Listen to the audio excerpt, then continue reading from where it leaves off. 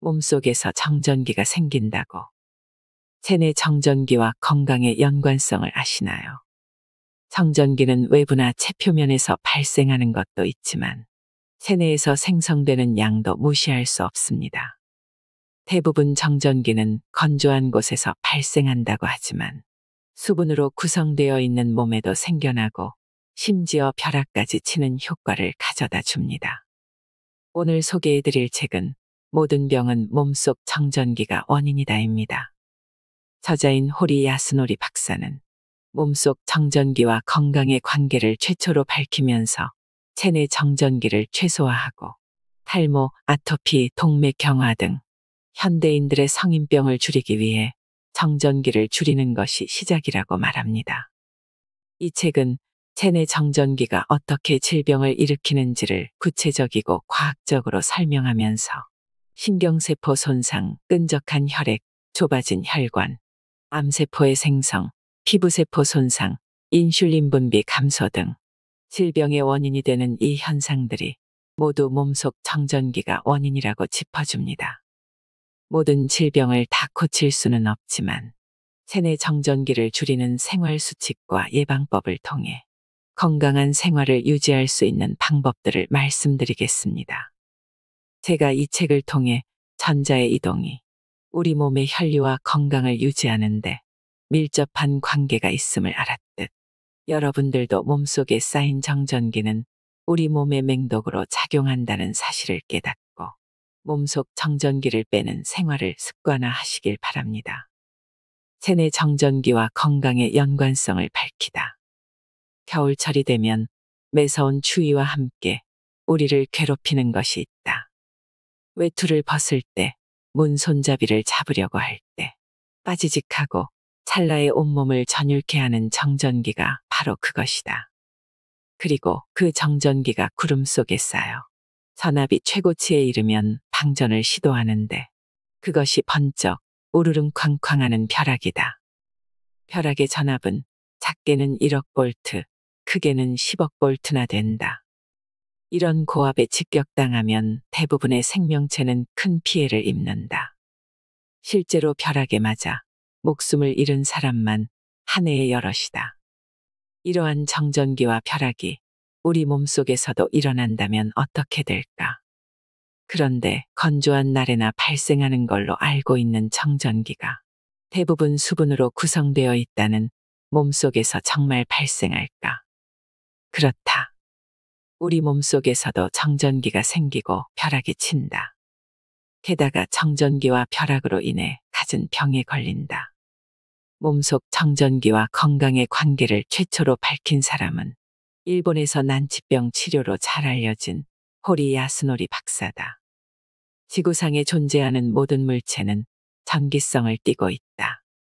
평소에는 중성을 띠다가 마찰과 같은 외부적인 힘이 가해지면 양 혹은 음의 전하를 띠고 반대극의 전자를 끌어당기면서 정전기가 생긴다. 정전기는 언제 어디서든 발생한다. 어릴 적에 우리는 책받침을 머리카락에 문지르는 장난을 많이 쳤다. 책받침을 한참 문지르다가 들어올리면 머리카락이 한 올 한 올 책받침에 붙어 올라왔고 그 모습에 친구들은 까르르 웃었다. 이는 정전기로 인해 생기는 현상이다. 몸속에서는 어떨까? 심장은 1분에 60에서 70회 뛰고 혈관 내부로는 혈액이 흐른다. 림프액도 흐른다. 기관을 거쳐서 폐로는 공기가 들어온다. 음식물도 식도를 타고 내려와 위와 장을 통과한다. 이들 모두에서 마찰이 일어나고 있다. 따라서 그곳에서도 당연히 정전기가 발생한다. 즉 림프관과 림프액 사이에서도 호흡을 할 때도 심장이 박동할 때도 음식물이 소화관을 지날 때도 정전기는 발생한다. 흔히 정전기라고 하면 대부분 체표면에서 일어나는 현상만을 생각한다. 하지만 손끝이나 몸 어딘가에서 찌릿하고 느껴지는 정전기는 체표 정전기이다. 정전기가 잘 일어나는 옷을 입거나 카펫 위를 걸을 때 몸 표면에 쌓인 전기가 문 손잡이를 잡거나 차에 타는 순간 단숨에 방전되면서 불쾌한 느낌을 주는 것이다. 이 같은 방전 현상이 일어나려면 적어도 3만 볼트에서 4만 볼트의 전압이 필요하다. 체표 정전기도 몸에 악영향을 미치므로 정전기가 잘 일어나는 옷은 안 입고 전기 제품에 둘러싸인 생활은 되도록 멀리하는 것이 좋다. 호리 야스노리 박사는 체표 정전기보다 훨씬 골치 아픈 질병을 만들어내는 원흉이 바로 체내 정전기라고 말한다. 습도와 상관없이 정전기는 발생한다. 몸속 정전기와 관련해 많은 사람들이 궁금해하는 점이 정전기는 건조한 곳에서 일어나는 것으로 알고 있는데 수분 함량이 꽤 높은 몸속에서도 정전기가 일어날 수 있을까이다. 공기가 건조한 상태에서는 수분이 적거나 없어 절연체에 정전기가 발생해도 전기가 쉽게 이동하지 못해 때때로 방전을 일으킨다. 습도가 35% 아래로 떨어지면 일반적으로 정전기가 잘 안 일어난다고 하는데 실제로는 면, 나무 같은 천연 소재에서도 정전기는 발생한다. 여름보다 겨울에 정전기가 더 많은 이유는 그렇잖아도 공기가 건조한데 난방까지 가세한 탓에 더욱 공기가 건조해지기 때문이다. 하지만 습도가 65%를 넘으면 정전기가 생겨도 수분을 통해 저절로 빠져나가기 쉬운 환경이 조성된다. 즉, 습도가 높은 날에도 정전기는 발생한다. 습도가 높을 때 정전기로 인해 빠지직거리지 않는 이유는 정전기가 수분을 함유한 대기 중으로 부드럽게 방출되기 때문이다. 습도가 높든 낮든 방전되는 방식이 다를 뿐 정전기는 똑같이 발생한다. 벼락은 구름이 쌓아둔 전기가 국소적으로 공기의 절연 내압을 이겨내고 지표로 흐르는 거대한 방전 현상 중 하나이다.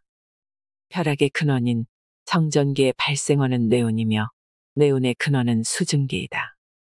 네온 내부는 물이 얼어서 생긴 작은 얼음 알갱이들이 모여서 생긴 쌀랑눈으로 이루어져 있다.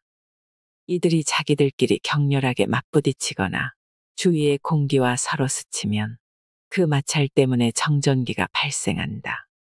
네온에서도 벼락이라는 정전기가 발생하는 마당에 60에서 70%가 수분으로 채워진 인체에서도 당연히 정전기가 발생하지 않겠는가. 체내 벼락이 신경세포를 직격하면 치매, 유전자를 직격하면 암에 걸린다. 몸속에 쌓인 정전기는 맹독이자 날카로운 칼이다. 사람들은 설마 나한테 벼락이 떨어지겠어라고 생각하지만 벼락은 언제 어디에 떨어질지 예측이 불가능하다. 벼락을 얕봐선 안 된다. 체내 정전기도 마찬가지로 가볍게 넘겨서는 안 된다. 왜냐하면 끈적한 혈액, 좁아진 혈관, 신경세포 손상, 암세포 생성, 피부세포 손상, 인슐린 분비 감소 등 질병의 원인이 되는 이 현상들이 모두 몸속 정전기의 소행이기 때문이다. 적혈구 표면의 대전 균형이 무너져 혈액이 끈끈해진다. 혈액을 검사하면 적혈구가 각자 떨어진 상태로 탁구공처럼 통통 튀듯이 혈관 안을 이동하는 모습을 볼 수 있다. 그런데 간혹 적혈구들이 서로 뭉쳐 다닐 때가 있는데 이는 끈끈하고 건강하지 못한 혈액이라고 보면 된다. 적혈구가 서로 달라붙는 이유. 그것은 바로 적혈구 표면의 대전 균형이 무너졌기 때문이다. 적혈구는 혈액 속 다양한 성분과 수분, 혈관벽과 서로 스치면서 흐른다. 그러니 그곳에서는 당연히 정전기가 발생한다. 모든 적혈구의 표면이 음전하로 대전돼 있다고 치자. 그러면 같은 전하를 띤 적혈구들은 서로 반발하게 되어 달라붙지 않고 튕겨져 나간다. 하지만 적혈구 표면의 대전 균형이 무너져서 어떤 적혈구는 음전하로 또 다른 적혈구는 양전하로 대전된다면 어떨까? 자석의 N극과 S극처럼 서로 끌어당겨서 달라붙어 버린다. 이것이 끈적끈적한 혈액이다. 서로 달라붙어 뭉친 적혈구는 혈류를 나쁘게 만들고 혈관벽에도 달라붙어 혈관을 좁아지게 만든다. 그 결과 몸을 병들게 한다. 적혈구의 역할은 세포로 산소와 영양소를 운반하고 이산화탄소와 노폐물을 회수하는 것인데, 적혈구가 서로 뭉친 탓에 몸 구석구석까지 혈액이 도달하지 못한다. 그러면 말초신경의 세포는 산소 부족과 영양 부족에 빠지고 이산화탄소와 노폐물이 축적되어 결국에는 사멸한다. 수족냉증이 그 초기 증상이다. 그리고 이어서 내장의 기능이 저하되면서 다양한 질병이 발생한다. 동맥경화도 체내 정전기가 축적되어 생긴다. 일반적으로 동맥경화는 콜레스테롤을 과잉 섭취해서 생긴다고 알려져 있는데, 그 바탕에는 체내 정전기가 있다. 혈관의 내막과 중막 사이에는 내탄성판이 있는데, 이곳에서 콜레스테롤의 진입을 튕겨낸다. 그리고 대략 5세 무렵부터 동맥벽에 조금씩 칼슘이 침입하기 시작하고, 나이가 들수록 혈관의 칼슘 양도 갈수록 증가한다. 내탄성판을 비롯해서 혈관의 탄성을 제공하는 물질이 엘라스틴인데, 여기에 칼슘이 침착되면서 탄성을 잃어버린다. 즉 동맥경화는 콜레스테롤이 많아서 걸린다기보다는 애초에 정전기 때문에 끌려온 칼슘이 마중물 역할을 해서 콜레스테롤을 진입시킨다고 보는 편이 옳다. 치매는 체내 정전기가 신경세포를 직격해 생긴다. 몸속 정전기는 절연체인 지방층에 쌓여 있다가 한꺼번에 방전하는데, 이때 정전기가 직격하는 부위에 따라 사람은 다양한 병에 걸리게 된다. 그중 하나가 치매다. 치매와 정전기의 관계를 보면 알츠하이머형 치매는 신경세포의 벼락이 떨어져서 생기고, 뇌혈관성 치매는 정전기가 혈관벽에 쌓인 탓에 혈관 기능이 떨어지면서 생긴다고 본다. 인간의 뇌는 감정을 느낄 뿐만 아니라 상상하는 능력까지 갖춘 섬세한 기관이다. 계산은 컴퓨터 쪽이 빠를지 모르나 섬세함은 당연히 인간의 뇌가 한참 위이다. 컴퓨터 내부에서는 정전 파괴라는 현상이 일어나기도 한다. 이는 정전기 방전이 야기하는 문제의 하나이다. 직접 회로는 절연성이 높은 산화실리콘 등의 얇은 막으로 덮여 있다. 그런데 정전기의 방전으로 일시적으로 높은 전압의 전기가 흐르면 산화실리콘 등으로 된 절연층이 깨지면서 내부의 회로가 손상된다. 이를 정전 파괴라고 한다. 파괴라고 하니 산산조각으로 부서지는 것을 연상했을 텐데, 실제로는 0.1mm도 안 되는 작은 회로가 동작을 멈추거나 기능이 저하되는 현상이다. 겉만 봐서는 절대 알지 못한다. MOS형 반도체는 80에서 100V의 전압만 걸려도 반도체로서의 기능을 상실한다. 산화막이 불완전해서 더 낮은 전압에 파괴되는 경우도 있다. 사람이 따끔하다고 통증을 느낄 정도가 약 3kV의 전압이라고 하니 80에서 100V란 수치가 얼마나 작은지 상상이 갈 것이다. 이처럼 정전기 방전은 집적회로 같은 전자부품에는 무척 두려운 존재다. 신경세포가 정보를 전달하는 전위는 115MV에 불과하다. 1V의 1000분의 115라는 매우 작은 전압으로 정보 전달을 조절하고 있는 것이다. 여기에 벼락이 떨어진다면 어떻게 될까? 몸속에서 치는 벼락의 전압은 3000V에서 40000V쯤 된다. 신경세포가 만들어내는 전위와는 차원이 다르다. 당연히 정보 전달이 차단되거나 정보가 뒤엉켜버린다. 뇌신경세포는 지방과 글리세린으로 코팅돼 있고, 그곳에 정전기가 쌓였다가 우르릉 쾅쾅하고 수상돌기나 축삭, 낭비의 결절, 시냅스의 벼락이 떨어지면 알츠하이머형 치매에 걸릴 수 있는 것이다. 체내 벼락의 유전자 직격, 그것이 암의 시작이다. 세포의 분열과 증식은 본래 유전자의 지령을 받아 조절된다. 암은 그 조절이 받아들여지지 않는 상태로 암세포는 유전자의 지령을 무시하고 저 혼자 자립해서 끊임없이 증식한다. 즉, 암화의 원인은 유전자의 이상에 있는 것이다. 유전자 중에는 암화를 촉진하는 것이 있다. 예를 들어 다친 곳을 회복하려면 격렬한 세포 분열이 필요하기 때문에 암화 유전자가 활성화되지만 회복이 되고 나면 암억제 유전자가 활동을 시작해서 분열을 멈춘다. 이런 시스템이 제대로 이루어지면 암에 걸리지 않는다. 세포막은 지방과 글리세린으로 돼 있다. 거듭 말하지만 바로 이곳에 체내 정전기가 쌓인다. 그리고 어느 순간 우르릉 쾅쾅하고 벼락이 내리친다. 어디에 떨어질지는 아무도 모른다. 세포의 수는 60조 개나 된다.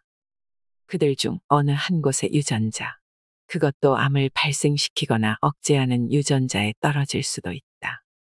암 유전자가 손상돼서 세포의 암화가 촉진되거나 암억제 유전자가 고장나서 세포의 암화를 저지하지 못하게 된다면 이것이 바로 암의 시작이다. 대사증후군과 정전기, 당뇨병은 서로 연결되어 있다.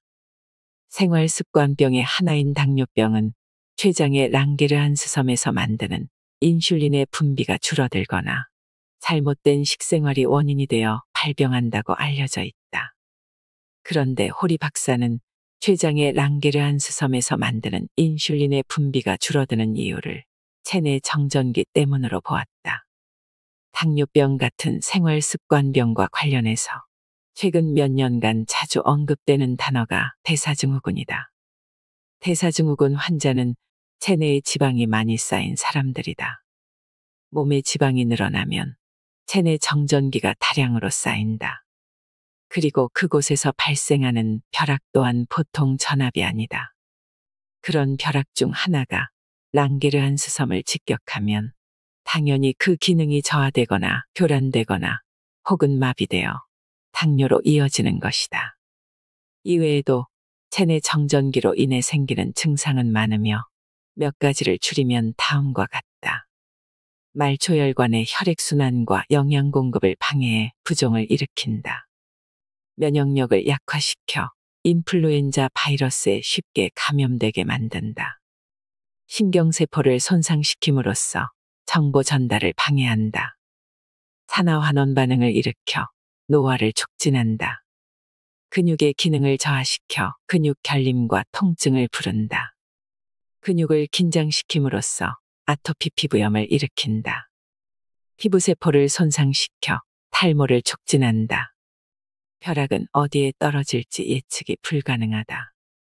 떨어지는 장소에 따라 질병의 이름이 달라진다. 그만큼 체내 정전기와 관련된 질병이 많다는 뜻이다. 그렇다면 모든 병은 결국 체내 정전기 증후군이라 해도 맞는 말 아닐까 싶다. 이처럼 몸속에서 발생한 정전기의 폐해는 심각하다. 그렇다면 해결책은 단 하나, 몸속에 쌓인 정전기를 빼는 것이다. 몸속 정전기를 빼는 7가지 생활수칙. 몸속 정전기를 빼는 생활수칙으로 질병의 두려움에서 벗어나라. 체내 정전기 이론의 창시자 호리 박사는 어떤 질병이든 치료의 기초는 체내 정전기 제거라고 말한다.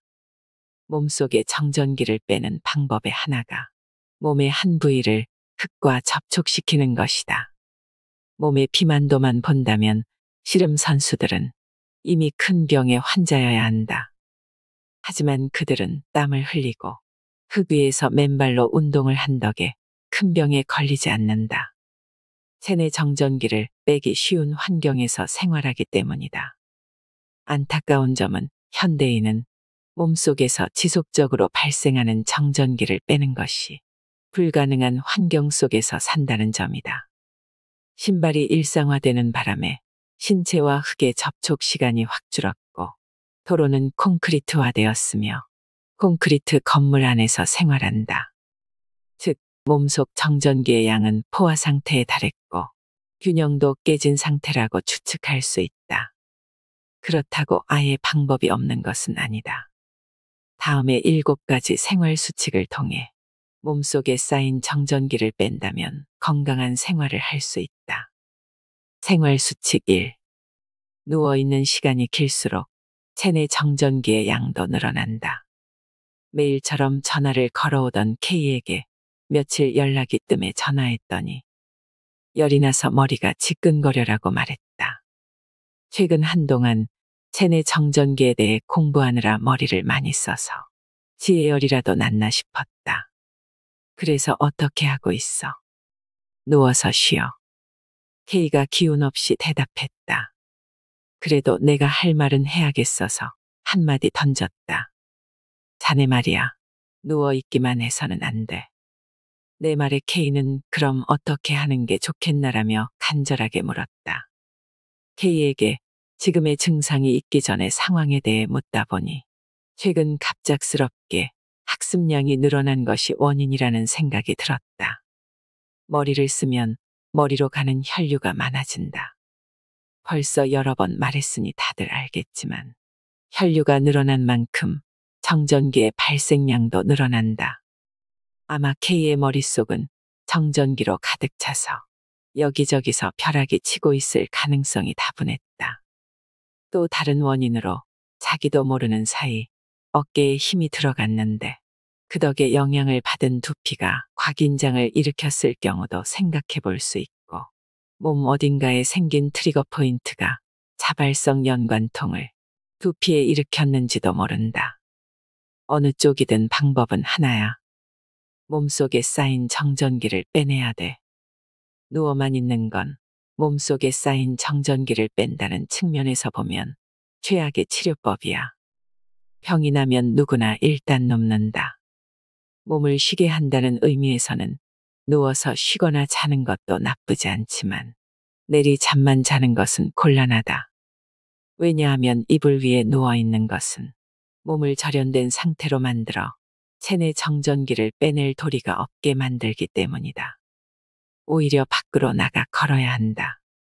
그러면 무심코 흙도 만지게 되고 접지된 무언가에 손이 닿든가 해서 정전기를 빼낼 기회와 마주칠지도 모른다. 하나 더 덧붙이면 수면 시간이 너무 길면 알츠하이머병, 우울증에 걸리기 쉽다. 이는 지극히 당연한 일이다. 자는 동안 몸속에 정전기가 쌓이기 때문이다. 그러니 수면 시간은 되도록 7시간 정도로 제한하고 더 오래 자고 싶다면 5시간 정도 간격으로 중간에 일어나서 손을 씻거나 정원에 나가 흙을 만지는 식으로 몸속 정전기를 빼낼 필요가 있다. 나는 K에게 누워만 있지 말라는 말과 함께 어떻게 해야 증상이 나을지를 구체적으로 조언했다. 먼저 소금을 엄지와 검지로 집어서 먹고 물을 마신 다음 힘들더라도 밖으로 나가서 흙을 만지고 와. 그리고 다시 자. 잠에서 깨면 또 소금 조금에 물 한 잔. 그리고 흙을 만지러 나갔다 와. 이것만 해줘도 몸이 완전히 달라질걸. 여기에 달걀술을 한 잔해도 좋지. 감기에 걸렸을 때는 달걀술이 잘 듣는다고 한다. 달걀술은 날달걀을 거품이 날 정도로 완전히 푼 뒤에 따끈하게 데운 술을 부어 마시는 것이다. 여기에 나는 엄지와 검지로 집은 분량의 소금을 섞어 마시기를 추천한다.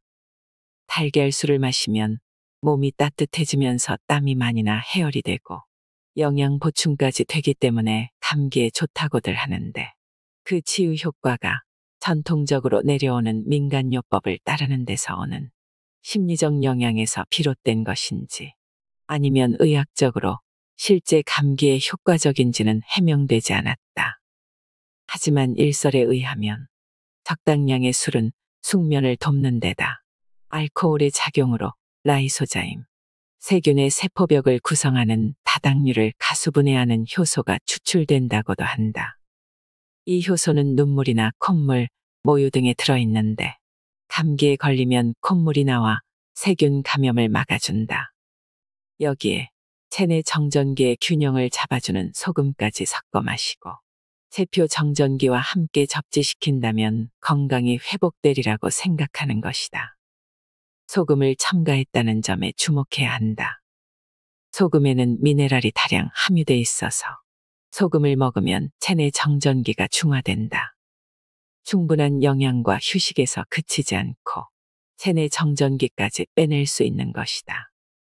이 얼마나 이론적으로 완벽한 치료법인지 그저 감탄할 따름이다. 다만 협심증이나 심근경색의 예방을 위해서는 염분 섭취가 그다지 바람직하지 않다는 점은 기억해둘 필요가 있다. 생활수칙 2. 잘 때는 머리를 북쪽에 두고 눕는다. 그리고 머리를 북쪽으로 두고 자. 나는 조언을 하나 더 추가했다.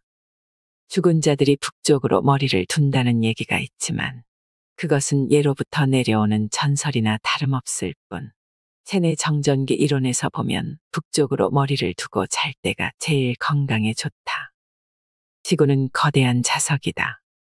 방위자석에서 N극이 북쪽, S극이 남쪽을 가리키는 이유는 지구의 북극이 S극이고 남극이 N극이기 때문이다. 자석은 같은 극 길이는 서로 반발하고 다른 극은 끌어당긴다고 초등학교 때 배운다. 지구도 자석이기 때문에 우리는 방위자석을 보고 지구의 방향을 알 수 있는 것이다. 지구는 자석이기에 자기력선은 N극에서 S극, 즉 남극에서 북극으로 향한다. 우리가 자는 것은 그런 자기력선상에 몸을 누이는 것이다. 그리고 우리 몸속에서는 혈액이 흐른다. 자기력선 위를 혈류가 가로지르면 그곳에서 전기가 발생한다. 더 자세히 설명하면 양이온이 흐르면 그 주변의 시계 방향으로 자기력선이 발생하고 음이온이 흐르면 시계 반대 방향에 자기력선이 발생한다. 지구의 자기력선과 혈류로 발생한 자기력선 사이의 방향 관계를 보면 동서 방향으로 놓으면 혈관 내에서 이온의 편향이 생기게 된다. 이것이 플레밍의 법칙이다. 이러한 이론들을 생각할 때 머리를 북쪽으로 두고 잘 때 정전기가 가장 적게 발생한다는 결론이 나온다. 부처님도 돌아가실 때는 북쪽으로 머리를 두셨다고 한다. 부처님은 북으로 머리를 두고 누우면 좋다는 자연의 법칙을 알고 계셨으리라. 알았어. 지금 당장 흙을 만지고 와서 머리를 북쪽에 두고 잘게. K는 다 죽어가는 목소리로 대답했다.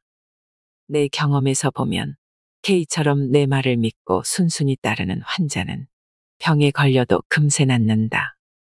그 이유는 내가 잘나서가 아니라 안도감이 근육을 이완시켜서 혈류를 좋게 하기 때문이다. 자기력 이야기가 나와서 하는 말인데 요즘에는 건강을 위해 자석을 사용하는 사람들이 많다.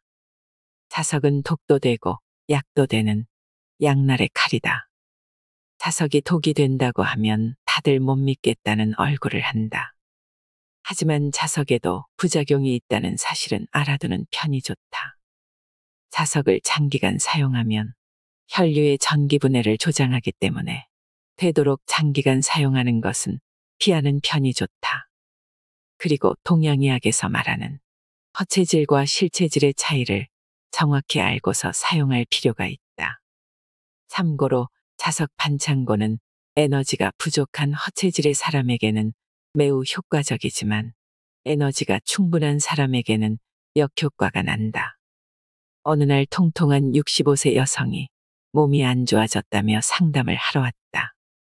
무슨 일이라도 있으셨나요? 하고 물으니 특별한 일은 없었다고 대답했다. 몇 번씩 코로트코프음을 통해 혈압을 재봐도 협심증의 소견밖에 얻을 수 없었다. 문득 목덜미에 붙인 자석 반창고가 눈에 띄어서 떼어냈다. 그리고 5분 뒤 다시 혈압을 재니 혈압계가 정상을 가리켰고 몸 상태도 회복되었다. 고작 자석 반창고 때문에 그 고생을 한 것이냐며 본인도 놀라워했다.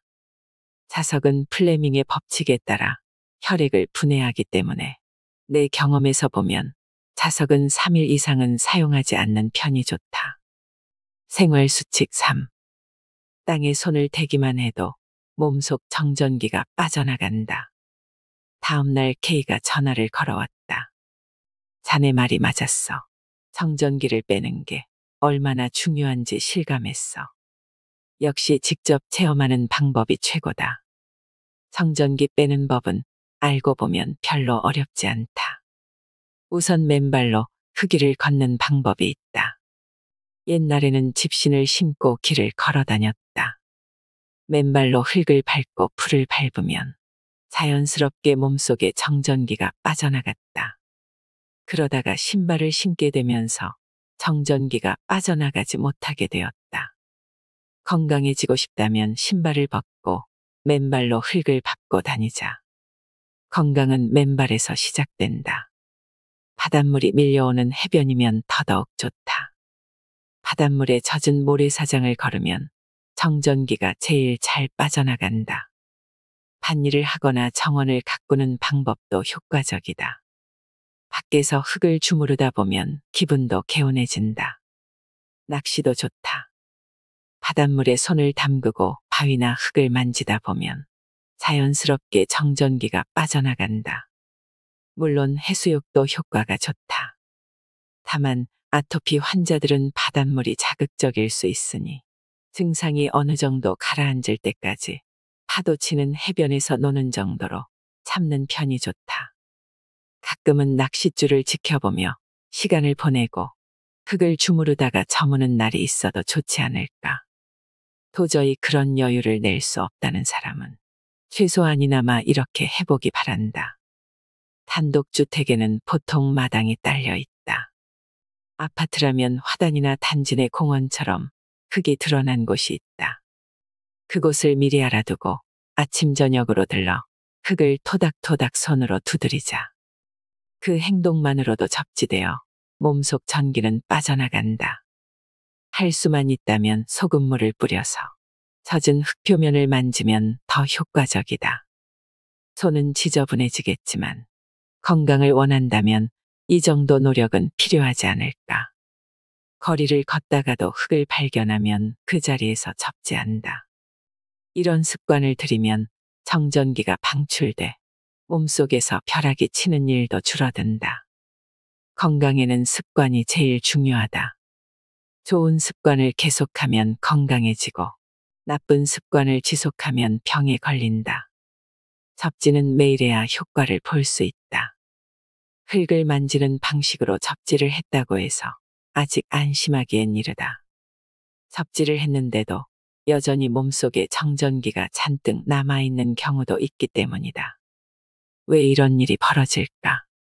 이번 기회에 접지에 대한 올바른 지식을 익혀서 제대로 된 정전기 대책을 실천하자. 접지는 누전으로 인한 감전을 막기 위해서 가전제품에도 적용되는 대중적인 방법이다. 지구가 거대한 도체이며 대지의 표면은 전위가 제로라는 점을 이용해서 전기를 땅으로 흘려보내는 것이다. 접지의 전기 저항이 1메가옴 이하이면 괜찮다. 이러한 접지 방식은 누전으로 인한 감전을 방지할 뿐만 아니라 정전기 방전으로 인한 화재나 폭발 사고 등을 예방하는 역할도 한다. 참고로 전기 제품의 경우 정전기에 비해 극단적으로 큰 전기 에너지가 흐르기 때문에 접지의 전기 저항치가 100옴 이하인 매우 저항이 작은 것을 써서 전기가 잘 빠져나가게끔 하고 있다. 전기가 잘 통하는 도체의 성질은 접지라는 관점에서 보면 매우 편리하다. 도체는 어딘가 한 곳만이라도 접지시키면 순간적으로 거의 모든 정전기가 대지로 빠져나가기 때문이다. 즉, 미리 접지만 시켜둔다면 철이나 스테인리스 등으로 만든 금속재 장치 등의 도체는 정전기가 발생하는 족족 대지로 빠져나가기 때문에 방전이 일어나지 않는다. 여기서 한 가지 도체일 경우에만 접지의 효과를 볼 수 있다는 점에 주의해야 한다. 절연체가 대전된 경우에는 체내 정전기를 접지해도 전하는 이동하지 않고 그대로 남아있다. 예를 들어 유리나 플라스틱 같은 절연체는 접지를 해도 정전기가 사라지지 않는다. 그런데 접지를 한 도체에 접촉해 있는 절연체의 정전기가 사라진 듯 보일 때가 있다. 실제로도 이 상태에서 절연체의 전위를 측정하면 전위는 낮아져 있다. 절연체라도 접지를 하면 정전기를 제거할 수 있다고 자주 오해하는 이유가 여기에 있다. 그렇다면 왜 정전기가 사라진 듯 보인 걸까? 접지한 금속은 전하가 자유롭게 이동할 수 있는 상태다. 그곳에 대전된 절연체가 접촉하면 도체의 표면으로 절연체에 대전된 전하와 반대 극성을 가진 전하가 끌려 나온다. 즉 접지한 도체와 접촉한 절연체에서는 양전하와 음전하가 중화되어 겉보기에는 정전기가 사라진 듯 보인다. 하지만 당연히 절연체의 전하는 이동하지 않는다. 도체에서 떼어놓으면 사라진 듯 보였던 정전기가 그대로 남아있음을 알 수 있다.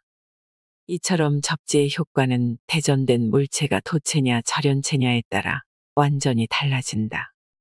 도체에는 효과적인 접지도, 절연체에는 즉효력이 없다는 사실을 염두에 두고 정전기 대책을 실행할 필요가 있다. 즉, 표면의 정전기는 쉽게 뺄 수 있지만 체내 정전기는 쉽게 빼내지 못한다는 말이다. 그러므로 파도치는 해변을 걸었다고 해서 다음 날부터 몸이 좋아지는 마법 같은 일은 일어나지 않는다. 매일같이 해야 한다. 체내 정전기는 서서히 빼는 수밖에 없다. 한 달에 한 번은 백사장을 걷고 평소 흙을 만지는 습관을 지속해야만 체내 정전기가 빠져나간다. 체내 정전기를 빼내려면 매우 지루한 노력이 필요하다. 하지만 아주 작은 노력들을 반복하는 동안 조금씩 몸이 좋아진다는 것을 명심하자. 생활수칙 4. 길게 호흡해야 오래 산다. 심장박동을 멈추는 일은 물론이고 오장육부는 기본적으로는 자신의 의지로 조절하지 못한다. 심장박동수를 높였다 낮췄다 자유자재로 조절할 수 있다면 그 또한 큰 문제다. 근데 말이야, 오장육부 중에서 일부 장기는 자기 의지대로 조절할 수 있는데 그게 뭔지 아나? 케이는 잠시 생각하더니 자신있게 대답했다. 폐 아닌가? 호흡으로 조절할 수 있으니까. 그의 대답처럼 폐는 어느 정도 자신의 의지대로 조절이 가능한 유일한 장기이다. 예를 들어 폐를 부풀리고 싶다면 숨을 잔뜩 들이쉬면 된다. 그런 의미에서 호흡은 우리에게 허용된 유일한 자율신경 조절 수단이라고 할 수 있다. 안 쓰고 묵혀두기에는 너무 아깝다. 호흡은 연구하면 할수록 심오한 인체 기능이다. 기공이나 요가에서도 호흡법은 기본 중의 기본이다.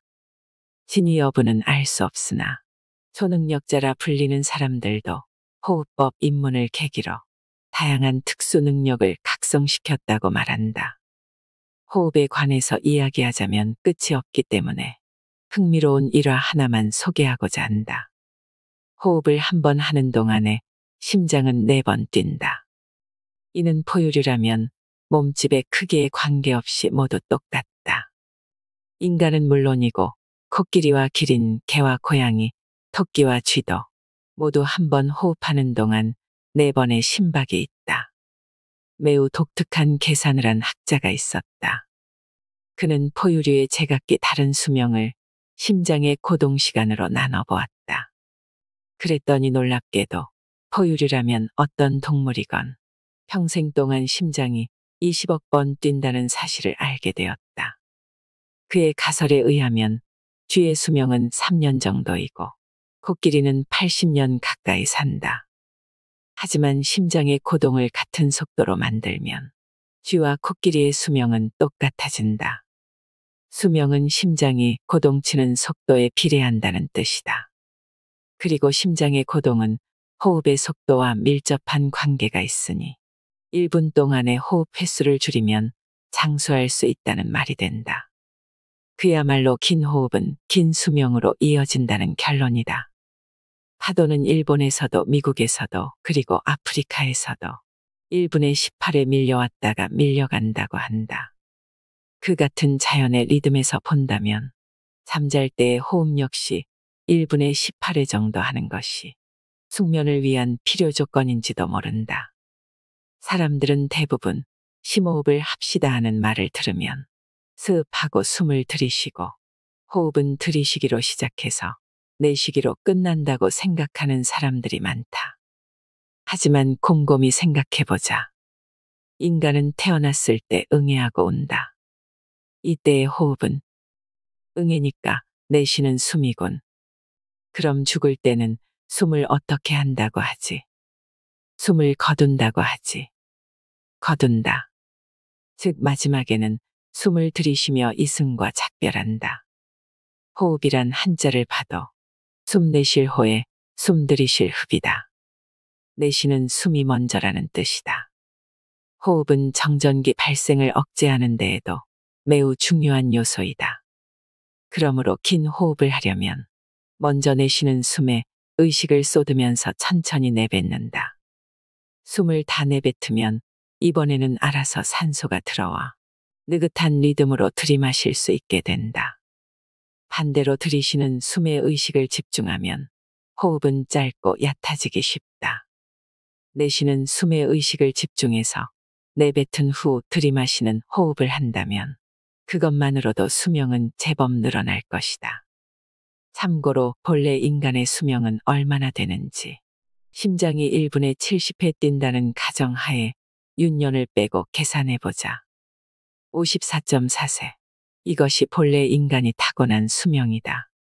일본 전국시대의 무장인 오다 노부나가는 인생 고작 50년이라고 했는데 정확한 답도 아니지만 아주 틀린 말도 아니다. 2차 세계대전 이전까지만 해도 인간의 평균 수명은 55세 정도였다. 55세 정년제는 평생 현역으로 일한다는 의미에서 설정되었다. 현대의학의 진보 덕도 있지만 그와 더불어 현재의 우리는 1970년대보다 쾌적한 곳에서 살고 식생활도 비할 데 없이 좋아졌기 때문에 평균 수명 또한 큰 폭으로 연장되었다. 평균 수명 80세의 달성은 역사상 극히 최근의 일이다. 암이 4인 1위로 등극했다는데 고령에 접어들수록 병에 걸릴 가능성은 늘어나니 암의 증가도 어찌 보면 당연하다. 타고난 수명을 생각하면 현대인은 지나치게 오래 사는지도 모른다.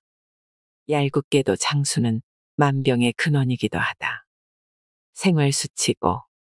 이 호흡은 이제 그만. 코로 숨쉬자. 그리고 또 하나, 정전기와 직접적인 연관은 없지만 호흡과 관련해 꼭 알아두었으면 하는 지식이 있다. 인간은 유일하게 입으로 호흡할 수 있는 동물이다. 인간은 기도와 식도가 교차하기 때문에 입을 코 대용품으로 사용할 수 있다.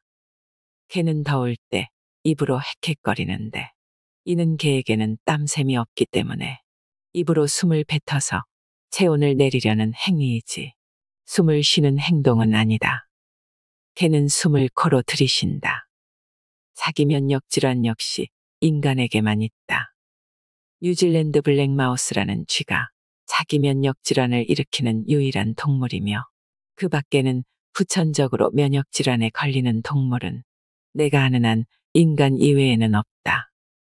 이 호흡을 하지 않는 동물에게는 자기 면역 질환이 거의 없다고 봐도 된다. 저명한 면역학자인 니시하라 카츠나리 선생도 말했지만 나는 20여 년 전부터 이 호흡이 질병의 원인이라고 호소해왔다. 교원병이나 네프로제, 꽃가루 알레르기, 천식, 일부 아토피 피부염 같은 면역계 질병은 이 호흡과 매우 깊은 관계가 있다. 왜냐하면 목에는 매우 중요한 면역기관인 인두편도가 있는데 이 호흡을 하다 이곳에 상처가 나면 면역 시스템의 오작동이 일어나기 때문이다. 이 호흡을 멈추면 면역 질환이 크게 호전된다. 수많은 환자를 치료하고서 알게 된 사실인데 이 호흡이 나쁘다고 머리로는 알아도 일단 잠이 들면 어느 틈엔가 이 호흡을 하는 사람이 매우 많다. 이는 의식적으로 이 호흡을 하지 않으려는 노력이 절실한 이유이다. 다음에 10가지 항목을 확인해보자. 힘을 빼고 있으면 입이 살짝 벌어져서 멍해 보인다. 앞니가 튀어나와 있거나 이가 벌어져 있다. 입을 다물면 아랫니가 윗니를 덮는다. 한쪽 치아로만 음식을 씹거나 치아 교합이 좋지 않다. 아랫입술이 윗입술보다 두껍다. 입술이 하얗게 튼다. 아침에 잠에서 깨면 목이 아플 때가 많다. 윗입술 전체가 산 모양을 하고 있다. 음식을 먹을 때 쩝쩝 소리가 난다. 알레르기성 비염 등의 코막힘 증상이 있다. 위의 항목에서 하나라도 해당되는 사람은 평상시 혹은 수면 중에 이포흡을 하는 것으로 의심된다. 여러 개가 해당되는 사람은 이포흡의 비율이 높다고 보면 된다. 이포흡을 고치려면 어떻게 하면 좋을까? 몇 가지 방법을 소개한다. 고무적 꼭지를 물고 잔다. 현대인은 이유를 서두른 나머지 이른 시기에 고무적 꼭지를 뗀다. 그 때문에 이포흡을 하는 아이가 늘어난다. 어른이라도 입에 고무적 꼭지를 물고 자는 훈련을 해보자. 반창고로 입이 벌어지지 않도록 붙인다. 입에만 마스크를 하거나 입술을 다문 상태에서 아랫입술에서 윗입술 쪽으로 반창고를 붙인다. 혹은 역팔자 모양으로 양입가에 반창고를 붙인다. 반창고는 너무 단단히 붙이지 말자. 재채기를 했을 때 고막이 찢어질 수 있다. 밑에서 위쪽으로 붙이면 기도를 넓힐 수 있다. 평소 사용하지 않는 쪽 치아로 껌을 씹는다. 입을 다물고 평소 사용하지 않는 쪽 치아로 무설탕 껌을 씹는다. 이러한 행동은 한쪽으로만 씹는 습관을 교정한다. 코를 자극한다. 코의 양옆과 콧등 부분을 손가락으로 자극한다. 수면 중에 비중격을 자극하는 장치도 시판되고 있으니 활용해도 좋다. 스포츠 선수들이 쓰는 코에 붙이는 반창고도 좋다. 1%의 식염수로 각을 한다. 100cc의 물에 소금 1g을 녹여서 각을 한다. 인두편도까지 소독되도록 고개를 뒤로 젖힌 상태에서 아이오 소리를 내면서 각을 한다. 내 병원에는 난치병으로 분류된 교원병 환자도 상담하러 온다. 그런 분들께는 시간이 나면 이비인후과 전문의를 찾아가 모간 쪽을 깨끗이 청소하라고 권한다. 그리고 가글법도 지도한다. 가글은 다들 잘하는 듯 보이지만 의외로 제대로 된 방법을 모르는 사람이 많다. 당연히 수면 시 코호흡에도 신경을 써달라고 당부한다. 그리고 해조류나 해조류에서 추출한 미네랄을 먹고 물을 뿌린 흙에서 맨발로 제자리 걸음을 하면서 몸의 중심을 바로잡으면 거의 모든 증상이 경감되고 개중에는 완치되는 분도 많다. 코호흡이 당연하다고 여기면서도 의외로 많은 분들이 입으로 호흡하고 있다. 유비무환이란 말도 있듯이 건강 유지를 위해서라도 의식적으로 코호흡을 하자. 생활수칙 6. 뭉친 근육을 풀면 몸이 상쾌해진다. 어찌어찌하다 보니 K에게 체내 정전기 강의를 하게 되었지만 슬슬 강의의 끝이 다가오고 있었다. 마지막 강의는 고향에서 옛 이야기를 곁들이며 하고 싶은 마음에 K를 내 연구소로 초대했다. 나는 환자의 치료 전과 치료 후를 꾸준히 DVD에 기록해왔다. 안 그러면 이만큼 좋아졌다라고 말해도 아무도 믿어주지 않는다. 예를 들어 부축을 받으며 간신히 걷던 사람이 10분 후에는 깡충깡충 뛰면서 돌아갔다고 한다면 그 사실을 입 아프게 떠들어봤자 아무도 믿어주지 않는다. 하지만 DVD로 보여주면 대개는 믿어준다. 나는 강연이나 학회에서도 먼저 실제 성과를 보여준 다음에 이야기를 시작한다. K에게도 DVD를 보냈었다. 치료를 원하는 사람에게도 먼저 DVD를 보고 난 후에 찾아오라고 한다. 참고로 나는 치료비를 한 푼도 받지 않는다. 증상이 아무리 심한 환자를 고쳤다 한들 무료이다. 하지만 이런 식으로 했더니 20년 뒤까지 예약으로 꽉 찼던 경험이 있어서 이래서야 내 몸이 나만하지 않겠다 싶어. 지금은 치료보다는 건강을 위한 연구나 계몽 활동에 주력하고 있다. 이것이 굳이 내가 손을 쓰지 않더라도 환자 스스로 치유할 수 있게끔 지도하는 방법 같기 때문이다. 이 책도 계몽 활동의 일환이라고 보면 된다. 매일 아침 저녁으로 땅에 손을 짚기만 해도 몸이 좋아진다는데 속는 셈치고 한번 해보자는 생각이 들지 않는가. 병원이나 치료원을 찾기 전에 일주일이나 2주일만이라도 해보자. 그래도 별 차도가 없는 사람만 전문가의 치료를 받으면 된다. 아직 건강할 때 이런 습관을 들인다면 병원에 다니는 사람은 급감할 터이다. 뭉친 근육을 풀어줄 겸해서 K의 근육을 살피니 몸이 많이 비틀려 있었다. 내 치료는 거칠기 때문에 비명이 절로 나는데 K 역시 끝날 무렵에는 눈물을 흘렸다. 나는 몸의 근육이 이완되면 대부분의 불쾌한 증상이 개선된다고 믿는다.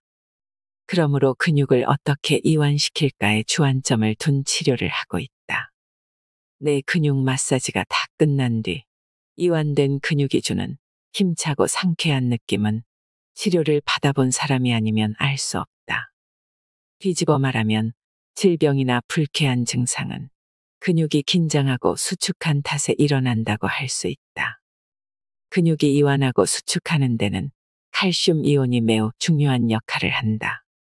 근육에 붙어 있는 근소포체란 곳에서 칼슘 이온이 방출되면 근육이 수축하고 칼슘 이온이 되돌아가면 근육은 이완된다.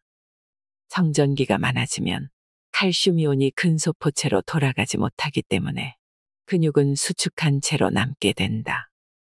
여기서 악순환이 시작된다. 정전기가 늘어난다. 근육이 수축한다. 혈관이 수축한다. 정전기가 늘어난다. 이 사이클을 반복하는 동안 근육은 점점 딱딱하게 굳어버린다. 어깨 결림에서 시작해서 무릎 통증, 부종, 알레르기성 비염, 아토피 피부염 등 다양한 질병으로 이어진다. 배를 살짝만 눌러도 아얏하고 비명을 지르는 사람이 있는데 그런 사람은 내장까지 딱딱해진 탓에 내장 기능이 상당히 저하된 상태로 이미 병에 걸렸든가 걸리기 직전에 와 있을 것이다. 암에 걸릴 위험도 있다. 이 악순환에서 탈출하려면 스트레스를 줄이는 방법이 최고다. 그 다음은 무조건 근육 마사지를 해야 한다.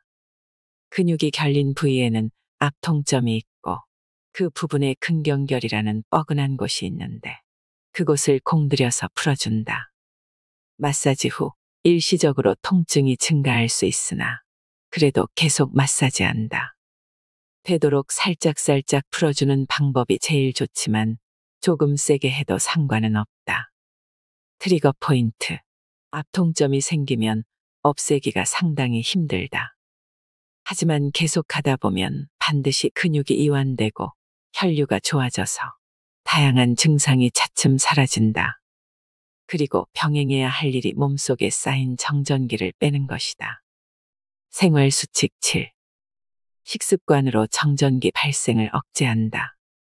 식사는 매일의 일과이기 때문에 소홀히 할 수 없다. 하지만 우리가 무엇을 먹으면 좋을까란 질문에는 답하기가 정말 어렵다. 일례로 골다공증 예방을 위해 우유를 마신다는 사람이 많은데 정말로 예방이 되느냐 하는 점에선 사실 의심스럽기 짝이 없다. 분명 우유에는 칼슘이 많이 들어있지만 칼슘이란 영양소는 마그네슘과 같이 있어야만 비로소 체내에서 뼈가 되기 때문이다. 그런데 칼슘을 먹어야 한다는 명제에만 매달린 나머지 사람들의 머릿속에선 마그네슘은 잊혀졌다. 건강한 식생활이라고 하기엔 수준이 너무 낮다. 살아있는 모든 생명은 종족 보존이 최우선 목표인데 그런 면에서 볼 때 우유가 최고의 먹을거리라면 송아지가 젖을 떼고 풀을 먹는 일은 없어야 하는 것 아닌가. 최근에는 건강보조식품이 유행하면서 난치병이 나았다라는 대담한 광고 문구를 쓰고 그 문구에 혹하는 사람들이 많은데 개인적으로는 그러한 현상이 그다지 탐탁지 않다. 첫 번째 이유는 어떤 이의 난치병이 나았다고 해서 누구든 다 똑같은 효과를 보리란 보장이 없기 때문이다. 같은 약이어도 모든 이에게 같은 효과를 내지는 않는다. 하물며 약도 아닌 건강보조식품이 모든 사람들에게 같은 효과를 낸다는 건 있을 수 없는 일이다. 두 번째 이유는 난치병을 치료하는 데 효과가 있었다고 해서 과연 건강을 유지하는 데에도 도움이 될지 고려해 봐야 한다는 점이다. 이 점은 건강보조식품을 복용할 때 반드시 짚고 넘어가야 할 부분이다. 열이 날 때는 해열제를 복용하고 열이 떨어지면 복용을 멈추는 것이 약의 상식이다. 해열제는 열을 내리는 약이지 건강을 유지하는 약이 아니기 때문이다. 건강보조식품은 약과는 성질이 조금 다르지만 난치병에 잘 듣는다고 해서 건강까지 쭉 유지시켜주리라는 보장은 어디에도 없다. 오히려 지속적인 복용으로 생길지 모를 폐해도 고려해야 한다. 우유도 건강보조식품도 사소한 예에 불과하지만 많은 이들이 먹을거리 문제를 너무 단순하게만 바라본다는 생각이 들어 참을 수가 없다. 음식이 우리 몸속에서 어떤 작용을 거쳐 에너지로 바뀌는지를 생각할 필요가 있다. 정전기의 관점에서 두 가지 조언만 하고 끝내겠다. 편식 습관은 반드시 고쳐야 한다. 첫째, 편식을 하지 말아야 한다. 왜 편식이 안 좋을까? 정전기는 혈액이 혈관벽을 스칠 때 대량으로 발생한다. 이때 혈관벽이 양전하로 대전되느냐 음전하로 대전되느냐는 혈액의 질에 좌우된다. 왜냐하면 정전기는 무엇과 무엇이 서로 스치느냐에 따라 양전하로도 대전되고 마이너스로도 대전될 수 있기 때문이다. 예를 들어 사람의 피부와 나일론이 스치면 나일론이 음전하, 피부가 양전하로 대전되지만 염화비닐과 스치면 염화비닐이 양전하, 피부가 음전하로 대전된다. 줄곧 같은 음식만 먹으면 혈관벽과 마찰하는 혈액의 질도 같아질 가능성이 높다. 그러면 음전하인지 양전하인지는 모르나 항상 같은 종류의 정전기만 쌓이게 된다. 반면 아침에는 채소를 먹고 점심에는 고기를, 저녁 때는 생선을 먹는 식사를 계속하면 아침에는 혈관벽에 양전하가 쌓였다가도 점심때가 되면 음전하로 바뀐다. 즉, 양전하와 음전하가 상쇄돼서 정전기가 쌓이기 어려워진다. 결국 식사는 이것저것 골고루 먹어야 좋다는 상식은 체내 정전기 관점에서도 옳은 상식이라고 할 수 있다.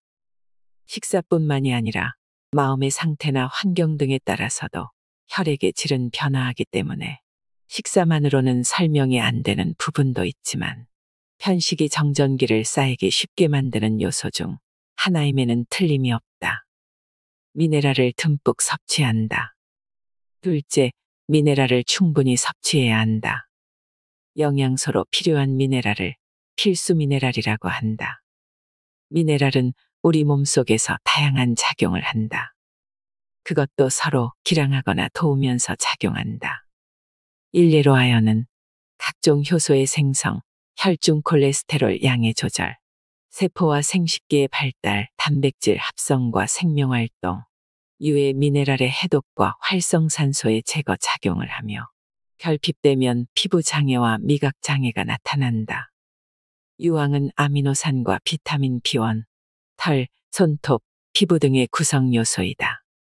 마그네슘은 신경 기능의 유지와 뼈와 간, 근육, 피부에 필요하다. 부족하면 고혈압이나 당뇨병, 심장질환 같은 생활습관병에 걸리기 쉬우며 유황과 함께 유해 미네랄의 해독에 효과적이다.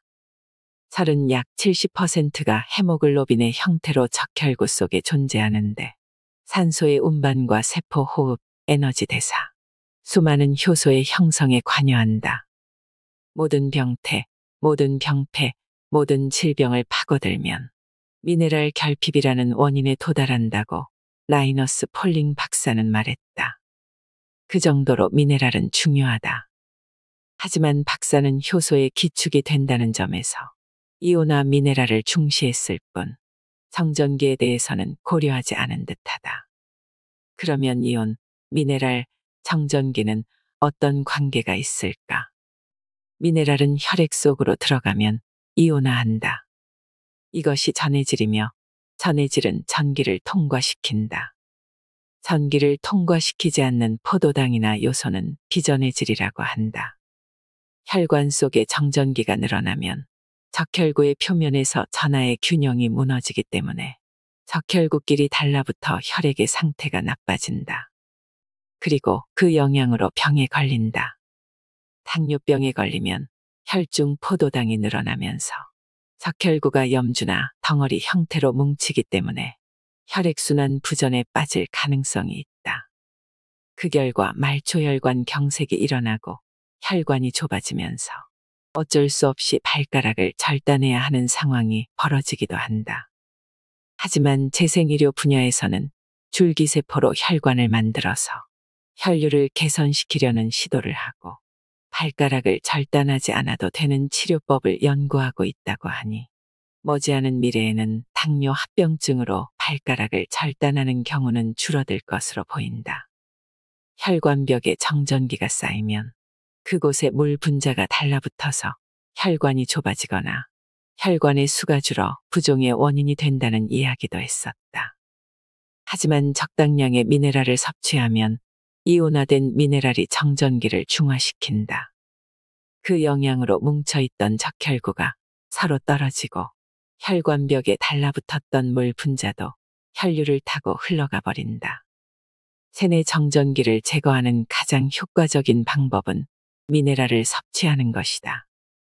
현미밥에 신선한 채소와 해조류, 어패류, 된장과 각종 절임식품으로 구성된 식사를 하면 미네랄을 풍부하게 섭취할 수 있다. 가끔은 양식을 해도 괜찮다. 중화요리도 좋다. 하지만 기본은 이 식단 구성을 지키는 것이 좋다. 채소와 어패류는 되도록 신선한 것을 고른다면 최고의 건강 식단이 된다. 미네랄을 섭취할 때는 종류보다는 질이 중요하다.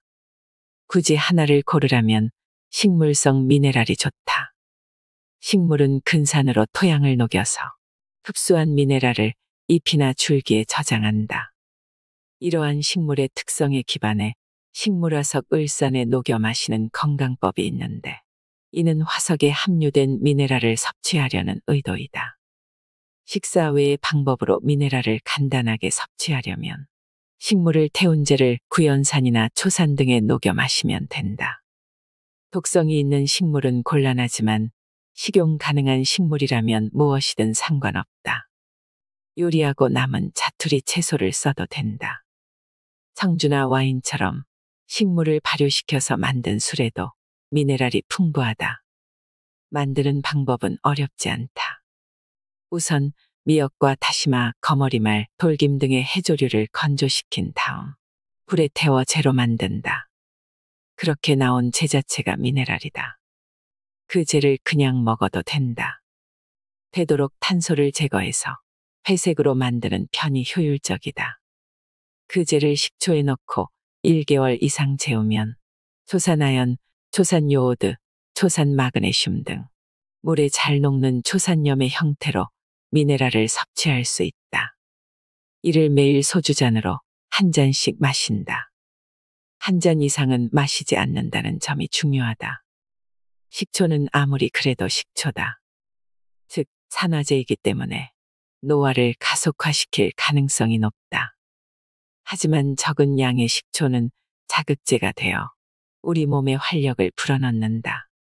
알코올에 담가 유효 성분을 우려내는 방법도 좋다. 미네랄이나 기타 영양소들이 알코올에 쉽게 녹아 나오기 때문에 예부터 매실주 등을 귀하게 여겼다.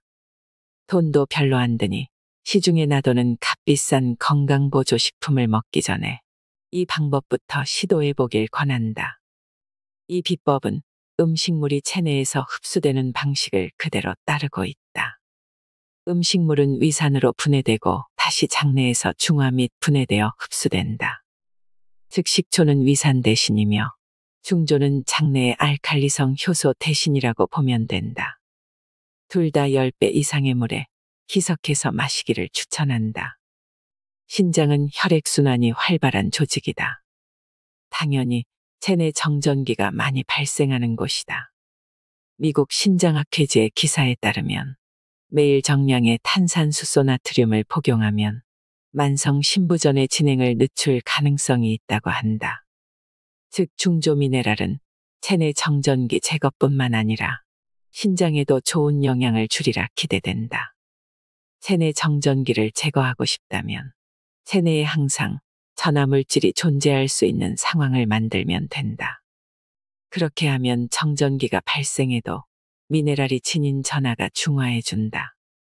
요는 되도록 패스트푸드를 멀리하고 전통식을 위주로 식생활을 하는 것이다.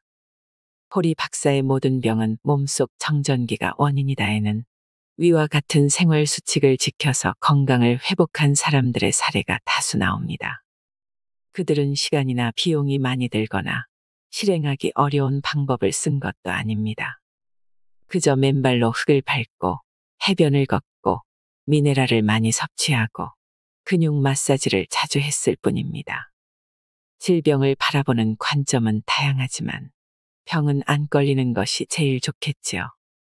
병들고 나서 치료에 돈과 에너지를 쏟아붓느니 예방에 힘쓸 필요가 있습니다. 하지만 대부분의 사람들은 귀찮은 일은 하지 않으려 합니다. 귀찮은 걸 싫어하는 사람도 힘들이지 않고 계속 할 수 있고 효과까지 좋은 건강법이 있다면 최고가 아닐까요? 가장 적절한 것이 체내 정전기를 빼는 생활입니다. 질병의 원인은 체내 정전기가 다는 아닙니다.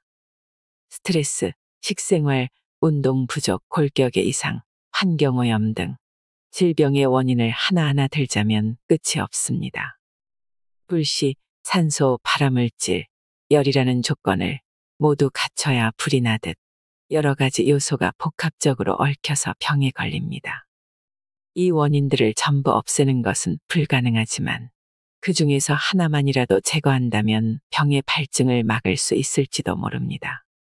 그 하나가 바로 체내 정전기이며 아주 작은 노력만으로도 몸에서 빼낼 수 있다는 것을 모든 병은 몸속 정전기가 원인이다 해서 충분히 보여주고 있습니다. 한번 시도해 보시면 좋겠습니다. 간단한 실천으로 고통스러운 증상도 해소하고 다른 병도 막을 수 있을 것입니다. 이상으로 인생의 품격이었습니다. 하루하루 당신의 품격이 더 빛나길 바랍니다.